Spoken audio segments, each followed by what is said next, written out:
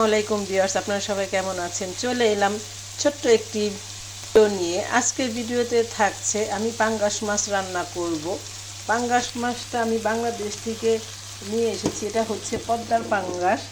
এই যে দেখতে পাচ্ছেন পাঙ্গাস। এখানে আমি 4 পিস পাঙ্গাস মাছ। এখানে মাছের তেল আছে, অনেকগুলা তেল। এখানে আমি পেঁয়াজের মধ্যে খুবই কম পরিমাণের তেল দিয়েছি, আর সাথে মাছের তেলগুলা দিয়ে দিয়েছি। এই যে মাছের তেল দেখতে পাচ্ছেন, এই যে অনেকগুলা তেল ছিল, দিয়ে দিয়েছি এর মধ্যে। এখন পেঁয়াজগুলো আমি সুন্দর করে ভেজে নেব।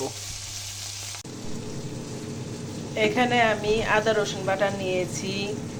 এটা হচ্ছে ছোট ধনিয়া। এখানে খুবই কম পরিমাণের জিরা পাউডার, ধনিয়া পাউডার, হলুদ পাউডার, মরিচের পাউডার, এই সবগুলো উপকরণ এখন আমি পানি দিয়ে মিশিয়ে নেব। এখন আমি সবগুলির মধ্যে সামান্য পরিমাণের পানি দিয়ে দিলাম। সবগুলি মশলা সুন্দরভাবে আমি একটা পেস্ট তৈরি করে নেব। এই তো পেঁয়াজটা টমেটোটা সুন্দরভাবে লাল হয়ে গেছে। এখন আমি আগে থাকতে মেখে রাখা মশলার পেস্টটা দিয়ে দিব। মশলার পেস্টটা সুন্দরভাবে ঢেলে দিলাম। মশলাগুলি সুন্দর করে ভুনে নেব।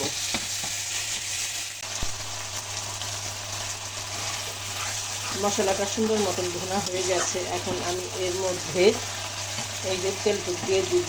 এখানে একটা মাইজা আছে। পদ্মার মাছ খেতে খুবই সুস্বাদু। এভাবে কিছুক্ষণ আমি রান্না করে নেব। দেখতে পাচ্ছেন অনেকখানি তেল উঠে গেছে। আর এখানে আমি পেঁয়াজের সাথে আগেই লবণ দিয়ে দিয়েছিলাম, তাইলে আমার আর লবণের প্রয়োজন নেই। লবণটা পারফেক্ট হয়েছে। এখন আমি এর মধ্যে সিদ্ধ হওয়ার জন্য পরিমাণ মতন পানি দিয়ে দেব।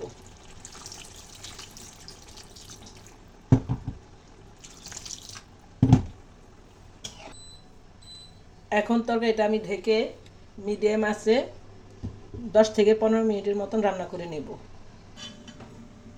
হয়তো 8 মিনিট পরে চলে এলাম। পানি অনেক উঠেছে। মাছগুলো আমি একটু উল্টিয়ে দেবার আগে খুবই অল্প পরিমাণের গরম মশলা পাউডার দিয়ে দিলাম। আরও যেহেতু 5-6 মিনিট হবে।